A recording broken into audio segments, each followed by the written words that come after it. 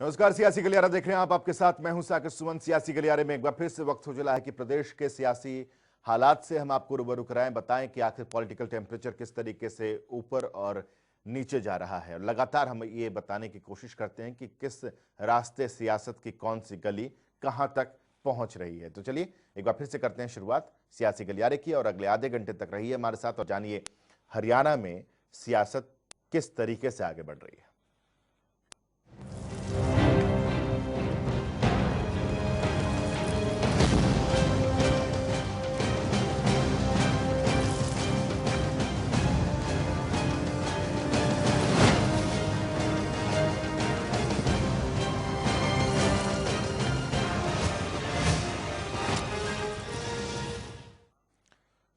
26 जनवरी को किसानों की रैली को लेकर सुप्रीम कोर्ट ने गेंद दिल्ली पुलिस के पाले में डाल दी है, और अब दिल्ली पुलिस ने किसानों के साथ तीसरे दौर की बातचीत की, लेकिन यह बैठक भी बेनतीजा रही।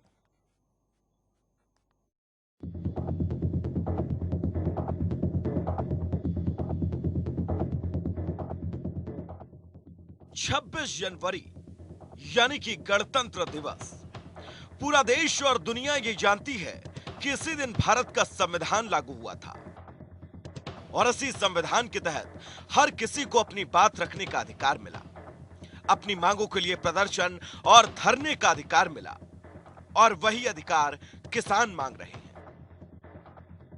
दिल्ली की सर्द हवाओं में करीब 2 महीने से सीमाओं पर डटे किसानों की मांग है कि 26 जनवरी को वो दिल्ली में ट्रैक्टर परेड निकालेंगे। मामला सुप्रीम कोर्ट तक भी पहुंचा, लेकिन देश के सर्वोच्च न्यायालय ने इस मसले पर गेंद दिल्ली पुलिस के पाले में ही डाल दी। दिल्ली पुलिस ने एक बार नहीं, 2 बार नहीं, बल्कि गुरुवार को तीसरे दौर किसानों के साथ बातचीत की, लेकिन तीनों बार बैठक बेनतीजा रही। बैठक से बाहर निकले किसान नेताओं ने साफ कहा कि पुलिस ने उन्हें दिल्ली में घुसने से इनकार कर दिया है, जबकि किसान दिल्ली में रैली निकालना चाहते हैं। पुलिस की ओर से केएमपी एक्सप्रेस वे पर छोटी रैली निकालने का ऑप्शन भी दिया गया, जिसे किसानों ने ठुकरा दिया। सरकार ਨੂੰ ਇਹ ਕਿਹਾ ਅਸੀਂ ਆਊਟਰ ਰਿੰਗ ਰੋਡ ਦੇ ਉੱਤੇ ਹੀ ਕਰਨੀ ਹੈ ਆਪਣੀ ਪਰੇਡ। ਸਰਕਾਰ ਵੱਲੋਂ ਕਿਹਾ ਗਿਆ ਕਿ ਆਊਟਰ ਰਿੰਗ ਰੋਡ ਬੜੀ ਸੈਂਸਿਟਿਵ ਹੈ, ਬਹੁਤ ਇੰਸਟਾਲੇਸ਼ਨ ਲੱਗੇ ਹੋਏ ਨੇ, 26 ਜਨਵਰੀ ਨਾ ਹੁੰਦੀ ਤਾਂ ਜ਼ਰੂਰ ਕਰ ਲੈਂਦੇ। ਸਾਡਾ ਹੈ ਕਿ ਅਸੀਂ ਆਊਟਰ ਰਿੰਗ ਰੋਡ ਤੇ ਹੀ ਕਰਨਾ ਹੈ, ਤੇ ਸਰਕਾਰ ਵੱਲੋਂ ਇਸ ਕਿਸਮ ਦਾ KMP ਦਾ ਸਾਨੂੰ ਕਹਿਣ ਦੀ ਕੋਸ਼ਿਸ਼ ਕੀਤੀ ਗਈ, ਅਸੀਂ ਉਸ ਨੂੰ ਰਿਜੈਕਟ ਕਰਤਾ। ਸਰਕਾਰ ਵੱਲੋਂ ਇਸ ਕਿਸਮ ਦਾ ਕਿਹਾ ਗਿਆ ਕਿ ਦਿੱਲੀ ਦੇ ਅੰਦਰ ਹੀ ਅਸੀਂ ਪਲਾਨ ਕਰਾਂਗੇ, ਲੇਕਿਨ ਸਾਨੂੰ 1 ਦਿਨ ਦੇ ਦਿਓ। ਕੱਲ ਨੂੰ ਸਰਕਾਰ ਨਾਲ ਮੀਟਿੰਗ ਤੋਂ ਬਾਅਦ ਦਿੱਲੀ ਪੁਲਿਸ ਨਾਲ ਦੁਬਾਰਾ ਮੀਟਿੰਗ ਹੋਊਗੀ ਸ਼ਾਮ ਨੂੰ ਉੱਥੇ ਹੀ। किसान नेता योगेंद्र यादव का कहना है कि वो अंतिम निर्णय किसान संगठनों की बैठक में ही लेंगे। अलग अलग इलाकों से दिल्ली कूच कर चुके हैं, और सरकार जिद पर कायम है कि आप दिल्ली में एंट्री नहीं करेंगे। लेकिन किसानों ने यह साफ कर दिया है कि देश भर से किसान तिरंगे की शान बढ़ाने दिल्ली आ रहे हैं। सरकार इस मीटिंग में इस जिद पर कायम है कि आप 26 जनवरी को कुछ भी करेंगे, दिल्ली के अंदर आके आप परेड नहीं कर सकते। और हमने स्पष्ट कर दिया है कि देश भर से जो किसान आ रहे हैं वो 26 जनवरी को गणतंत्र की इज्जत बनाने को, तिरंगे की शान बढ़ाने को अपनी राष्ट्रीय राजधानी के अंदर आकर ही परेड करेंगे। ये हमने स्पष्ट कर दिया है।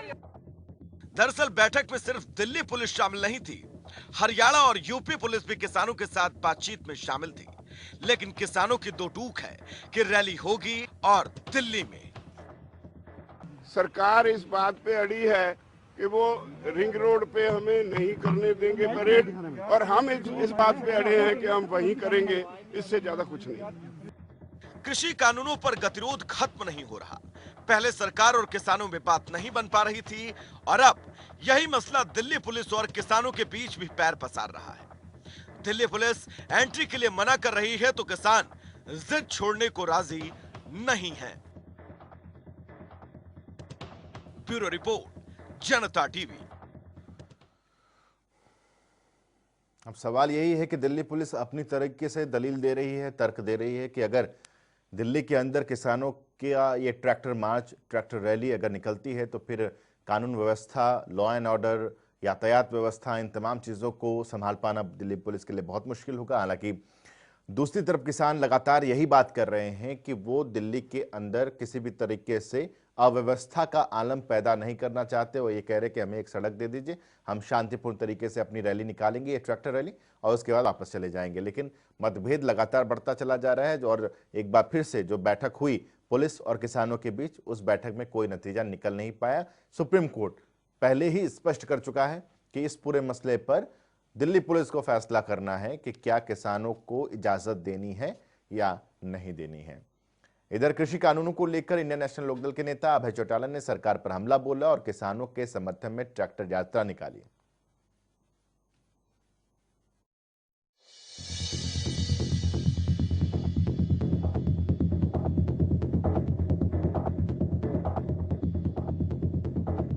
कृषि कानूनों को लेकर किसानों का संघर्ष जारी है। किसान लगातार सरकार से बात कर रहे हैं, तो वहीं दूसरी तरफ विपक्ष लगातार सरकार पर हमला बोल रहा है। और इसी कड़ी में इनेलो नेता अभय चौटाला लगातार किसानों के समर्थन में ट्रैक्टर यात्रा निकाल रहे हैं। और जब उनकी ट्रैक्टर यात्रा महेंद्रगढ़ पहुंची तो उन्होंने कहा कि सरकार ने बैक फुट पर आने का काम किया तो प्रधानमंत्री को इस कानून को 26 जनवरी से पहले रद्द कर देना चाहिए। जिस तरह से सरकार ने कल बैक फुट पे आने का काम किया, तो प्रधानमंत्री को 26 जनवरी को जो इसमें थोड़ा सा इशू अटका हुआ है उसको खत्म करना चाहिए। किसान की डिमांड पहले दिन से है कि तीनों कृषि के कानून रद्द करो, और सरकार ने जब ये कह दिया कि हम इसको 1.5 साल 2 साल लिंगर ऑन कर सकते हैं, हम इसको स्टे कर सकते हैं, तो इसका मतलब उन्होंने ये मान लिया कि उन्होंने जो एक्ट बनाया है वो गलत है। बात महेंद्रगढ़ में ही नहीं थमी। अभय चौटाला ने चरखी दादरी में भी किसानों को लेकर सरकार के घेराव में कोई कसर नहीं छोड़ी और कह दिया कि केंद्र सरकार ने कृषि कानूनों को लागू करके किसानों के ट्रैक्टरों को खेती की बजाय सड़क पर लाने को मजबूर कर दिया है। इन हालातों में जो सत्ता के लोभ में किसानों से गद्दारी कर रहे हैं, भविष्य में उनकी 3 पीढ़ियां पंचायत चुनाव भी नहीं लड़ पाएंगी। अगर वो सही मायने में किसान के हितैषी है तो वो फिर सत्ता से दूर हटें, और सत्ता से अगर दूर नहीं होंगे तो आने वाला ऐसा समय होगा, आप भी यही होंगे, ये सुनने वाले भी यही होंगे, वो उनकी 3 पीढ़ियों का कोई सदस्य मेंबर पंचायत में नहीं बन पाएगा। किसान के लिए ट्रैक्टर का बहुत बड़ा महत्व है, सरकार के लिए नहीं है। तभी उस ट्रैक्टर को जिसको खेत में काम के लिए किसान लेता है, आज सरकार ने मजबूर कर दिया सड़कों पर चलाने के लिए। साथ ही अभय चौटाला ने जेजेपी नेताओं पर कटाक्ष करते हुए कहा कि अगर स्वर्गीय देवीलाल के वंशज की बात करने वालों में शर्म और लिहाज है तो सत्ता छोड़कर किसानों के साथ आएं। जो सिर्फ दिखावे के लिए किसान धरने पर गए हैं, उन्हें सत्ता का लोभ छोड़कर खुलेपन से किसानों का साथ देना चाहिए। अगर चौधरी देवीलाल की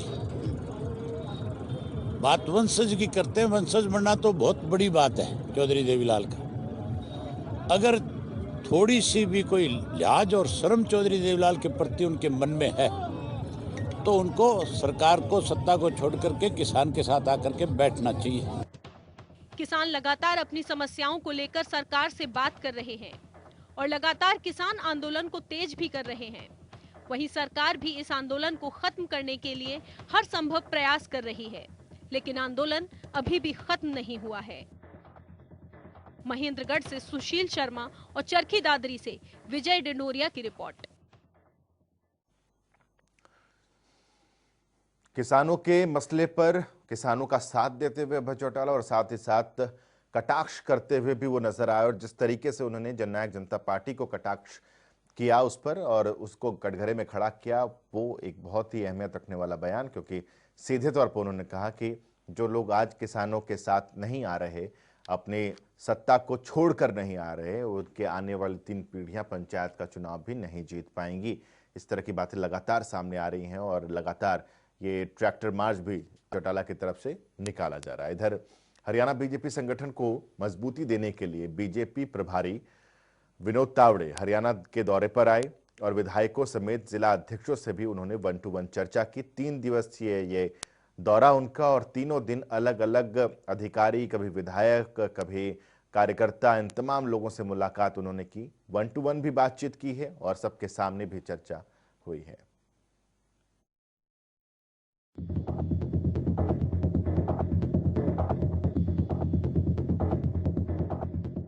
हरियाणा बीजेपी ने भले ही अपने संगठन के विस्तार में ज्यादा वक्त न लगाया हो, लेकिन हरियाणा में बीजेपी अब बड़े स्तर पर संगठनात्मक मंथन कर रही है और मंथन की गहनता को इसी से परखा जा सकता है कि खुद बीजेपी प्रदेश प्रभारी विनोद तावड़े हरियाणा के 3 दिवसीय दौरे पर आए।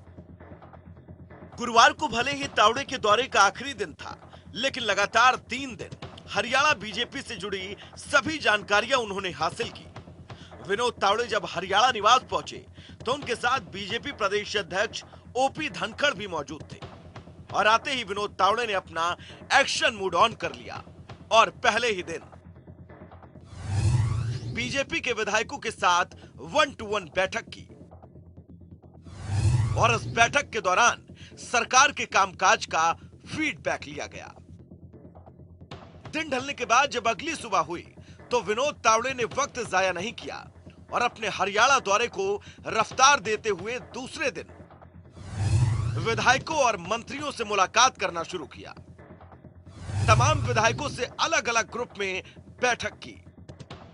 साथ ही विनोद तावड़े ने विधायकों से 1-to-1 मुलाकात भी की। विधायकों ने प्रभारी के सामने सरकार का फीडबैक रखा और साथ ही योजनाओं को निचले स्तर पर पहुंचाने के निर्देश भी दिए। विधायकों से मंथन के बाद विनोद तावड़े ने सीएम से मुलाकात की। साथ ही सीएम के साथ डिनर पर चर्चा भी की। प्रदेश प्रभारी ने विधायकों मंत्रियों के साथ साथ सीएम से भी चर्चा की और इस चर्चा के दौर को तीसरे और अपने आखिरी दौरे के आखिरी दिन भी जारी रखा। तीसरे दिन विनोद तावड़े ने जिला अध्यक्षों के साथ मुलाकात की। तमाम जिलों के बीजेपी अध्यक्ष इस दौरान मौजूद रहे। बीजेपी प्रभारी के इस दौरे का असर यकीनन हरियाणा बीजेपी संगठन में दिखने लगेगा, क्योंकि प्रदेश प्रभारी ने हरियाणा में बीजेपी को मजबूत बनाने के लिए सभी के साथ चर्चा कर ली है। अब देखना यह होगा कि इस बैठक का आखिर कितना ज्यादा असर होगा। जनता टीवी के लिए पवन सिवर की रिपोर्ट। दरअसल Bharatiya Janata party cadre based party मानी जाती है और जब काडर बेस्ड पार्टी जो होती है वो ग्राउंड लेवल पर, बूथ स्तर पर अपने पार्टी के कार्यकर्ताओं को मजबूती देती है, काडर को और मजबूत करती है ताकि इलेक्शन छोटा हो या बड़ा हो उसमें बेहतरीन प्रदर्शन किया जा सके। और हालिया दिनों में जिस तरीके से बड़ौदा का उपचुनाव हुआ, उसके बाद जो निगम के चुनाव हुए, उसमें भारतीय जनता पार्टी को उस हद तक सफलता नहीं मिल पाई जिस हद तक अपेक्षित थी। तो ऐसे में सवाल उठ रहे हैं कि क्या काडर को और ज्यादा मजबूत करने की जरूरत है और विनोद तावड़े इसमें कितनी अहम भूमिका निभा पाएंगे। ये बहुत बड़ी चुनौती एक विनोद तावड़े के लिए भी है। और इधर एक तरफ बीजेपी प्रदेश प्रभारी हैं तो दूसरी तरफ कांग्रेस प्रदेश प्रभारी विवेक बंसल हैं, जो हरियाणा में कांग्रेस के संगठन को मजबूती देने के लिए आए हैं और कांग्रेस के संगठन का ढांचा तैयार करने के लिए वो भी कार्यकर्ताओं से मुलाकात कर रहे हैं।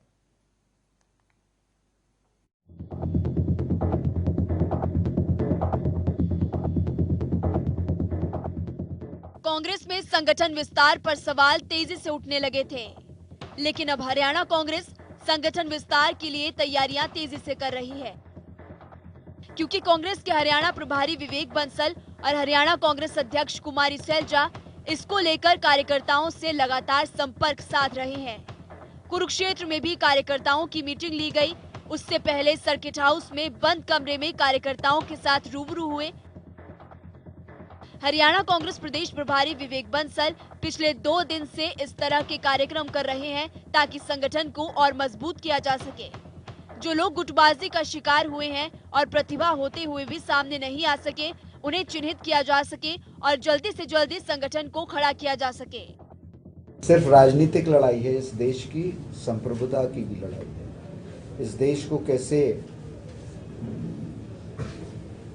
एक रखना है, इस देश में जो बार बार जो वर्तमान सत्ता में जो लोग हैं, उनकी रीति नीति, उनका सोच विक्षिप्त है और कहीं ना कहीं इस देश की संप्रभुता को क्षीण कर रहा है। तो वो सब मुद्दे आज और आपने देखा कांग्रेस ने हमेशा अपनी जिम्मेदारी का निर्वाह किया है।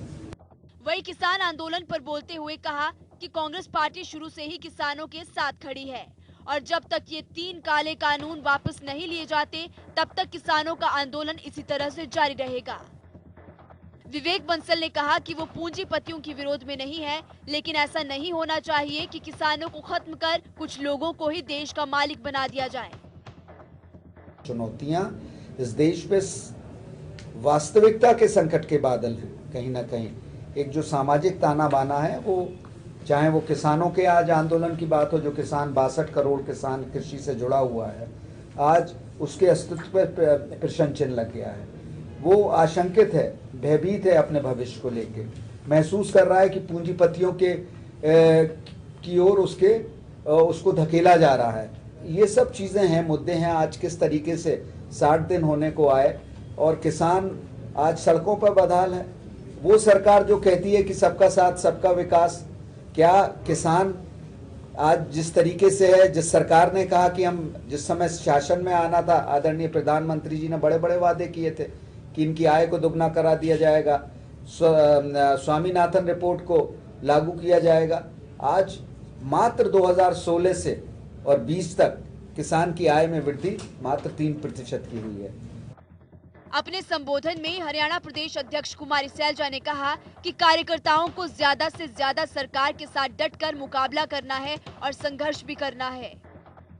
आज के दिन अनेकों चुनौतियां हैं हमारे सामने। जो स्थिति है वो आप देख रहे हैं। तो ऐसे समय में आगे के लिए कांग्रेस पार्टी को जहां एक और ग्रास रूट पर मजबूती देनी है, दूसरी ओर जो भारतीय जनता पार्टी द्वारा सामने खड़ी गई चुनौती है, उसका भी कैसे सामना किया जाए।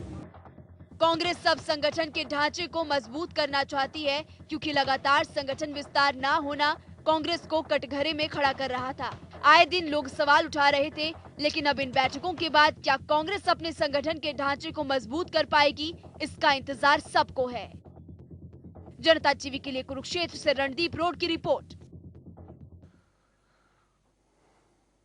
तो भारतीय जनता पार्टी से ज्यादा जरूरत कांग्रेस को अपने संगठन विस्तार करने की है, क्योंकि पिछले 6 सालों से संगठन में वो बदलाव नहीं हो पाया, वो नियुक्तियां नहीं हो पाई, जिसकी वजह से लगातार ये कहा गया कि कांग्रेस जमीनी स्तर पर कमजोर हो रही है, क्योंकि पार्टी ने उन तमाम पदाधिकारियों की नियुक्ति नहीं की है, जिसको लेकर कुमारी सैलजा भी स्टेटमेंट दे चुकी हैं और भूपेंद्र सिंह हुड्डा भी स्टेटमेंट दे चुके हैं। खैर, इधर सीएम विंडो पर शिकायतों को लेकर सीएम के ओएसडी ने एक बैठक की। बैठक में कई अधिकारियों के खिलाफ एफआईआर दर्ज करने के आदेश जारी हुए हैं। साथ ही एक हरपथ ऐप को लेकर भी बैठक में चर्चा हुई है।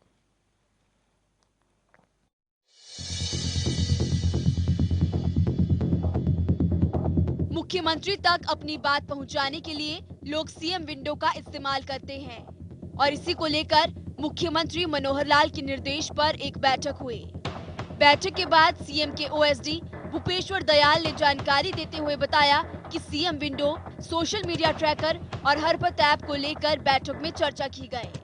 बैठक में कुछ अधिकारियों पर एफआईआर दर्ज करने के निर्देश दिए गए हैं। मुख्यमंत्री जी के 3 प्रोग्राम जो CM window, social media tracker और हरपथ के बारे में बैठक की और उसकी समीक्षा के दौरान काफ़ी ज़्यादा बल्क होने के कारण आधी बैठक को हमने स्थगित किया है। जो बैठक में अभी तक मामले आए तो मुख्यमंत्री जी के आदेश पर 3 एफआईआर दर्ज कराने के जो एक आदेश पारित हुए हैं। साथ ही बताया कि 88 लाख रुपए के गबन के मामले में सेक्शन ऑफिसर परमजीत के खिलाफ एफआईआर की है।